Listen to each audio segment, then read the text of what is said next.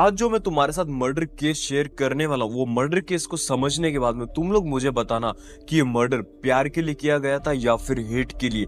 मैं ऐसा क्यों बोल रहा हूँ वो तुम्हें बिल्कुल अच्छे से समझ में आ जाएगा जब तुम लोग इस मर्डर केस को अच्छे से समझ लोगे। So without wasting any more time let's come on सीधा मुद्दे की बात कि एक्चुअली में ये मर्डर केस हुआ क्यों था। देखो होता क्या है कि मलेशिया हमसे 10 साल बाद आजाद हुआ था। इंडिया 1947 में और मलेशिया 1957 में। और मलेशिया में टोटल 13 स्टेट्स हैं, जिसमें से 9 स्टेट्स में सब अलग अलग स्टेट्स के सुल्तान होते हैं और यही सुल्तान हर 5 साल में मलेशिया के किंग को चूज करते हैं। लेकिन मलेशिया में गवर्नमेंट एंड किंग दोनों का रोल होता है। ऐसा नहीं है कि सारी पावर किंग या गवर्नमेंट के हाथ में ही होती है।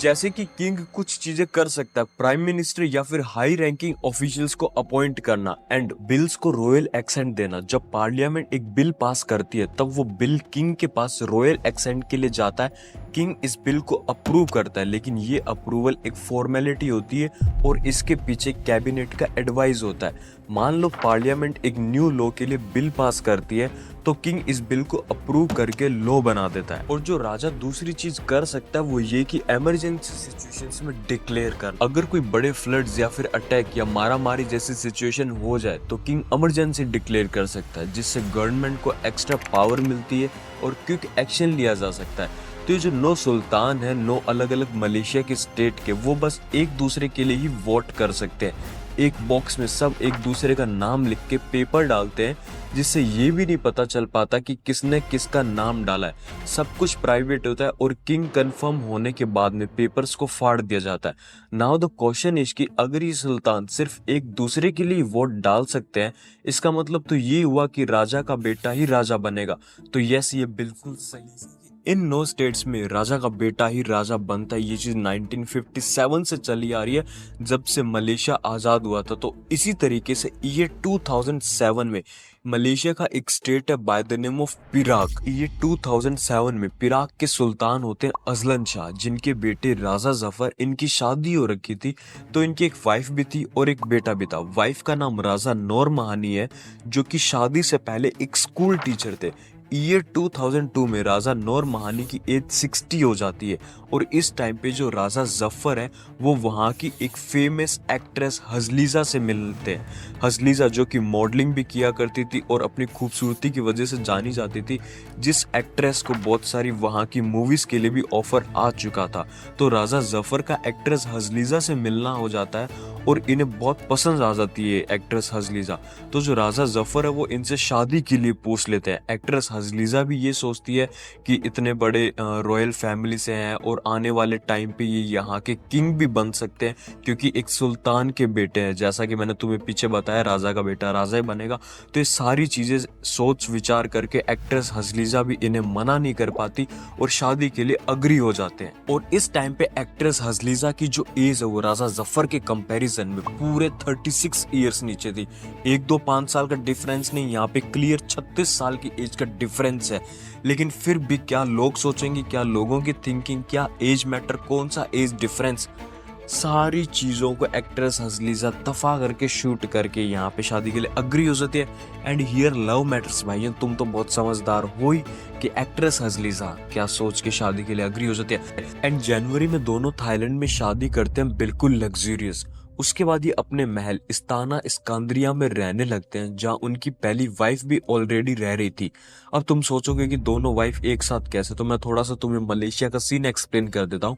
मलेशिया में कुछ ऐसा सीन है कि जो लोग हाई प्रोफाइल है या रॉयल फैमिली से हैं, वो मुस्लिम 4 शादियां कर सकते हैं। और शायद जिसका फायदा राजा जफर बहुत अच्छे से उठा रहे थे, वो तुम्हें पता चलेगा कैसे उठा रहे थे। राजा जफर हजलीजा के साथ ज्यादा क्लोज हो जाते हैं और फर्स्ट वाइफ की ऑलमोस्ट सारी प्रायोरिटीज खत्म हो जाती है।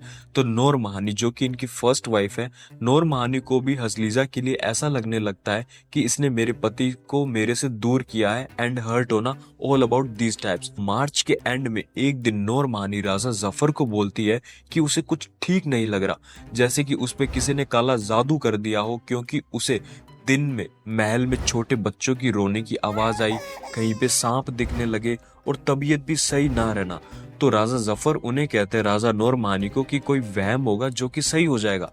लेकिन ये चीज कई दिन तक नूर महानी के साथ होती रहती है। फिर एक दिन नूर महानी अपने भाई को महल में बुलाती है एंड उसे ये बताती है कि ये जो नई महारानी आई है उसने शायद उस पे काला जादू कर दिया और मेरे को इन सब चीजों से बहुत डर भी लगता है। तो राजा जफर अब ये सारी चीजें सच में हो रही थी या फिर सिर्फ एक ड्रामा था, ये सारी चीजों को खुद से देखने के लिए भाई महल में 2 से 3 दिन रुकता है और उसे 2-3 दिन रुकने के बाद में ये चीज रियलाइज होती है कि उसने जो भी अपने बहन के मुंह से सुना वो बिल्कुल सच है। बाद में भाई एक प्लानिंग करता है इस चीज के लिए। भाई महल में 2 बोमोहज लेके आता है नौकर के रूप में। बोमोहज वो होते हैं जो काला जादू करते हैं या हटाते हैं, जादू टोना ये वो, उन्हें वहां मलेशिया में बोमोहज ही कहा जाता है। तो जब बोमोहज महल में आ जाते हैं और नूर महानी उन्हें ये बोल देती है एक दिन कि तुम हजलीजा की शक्तियां छीन लो जो इसने मेरे पे काला जादू कर रखा है, वो शक्तियां। अब 6 अक्टूबर को हजलीजा महल में कहीं दिखती नहीं है, यहाँ तक कि रात हो जाती है तब भी वो आती नहीं। अगर ये मान ले कि वो कहीं बाहर गई हुई थी तो रात तक आ जाना चाहिए था, लेकिन आती नहीं है। कुछ लोगों ने बताया था कि वो एक गाड़ी में 2 जनों के साथ कहीं पे जाते हुए देखा।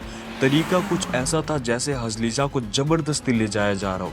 7 अक्टूबर को पुलिस को मॉर्निंग में एक गाड़ी मिलती है टूटी फूटी, जिसमें एक लड़की के नेल्स, हेयर, खून से लथपथ सीट, मतलब पूरी गाड़ी खून से लथपथ हुई थी। एंड पुलिस अब इन्वेस्टिगेशन में लग जाती है। सारी बात है पिराक की, और पिराक में एक काफी अच्छा वाटरफॉल है लैंगोंग एरिया में।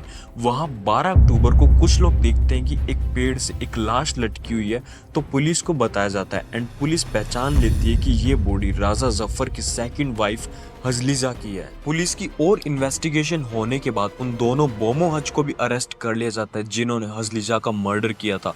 और जब उन दोनों बोमोहज से पूछताछ की जाती है पुलिस की तरफ से, तो वो ये बताते हैं कि उन्होंने ये काम राजा जफर की फर्स्ट वाइफ राजा नूर महानी के कहने पे किया।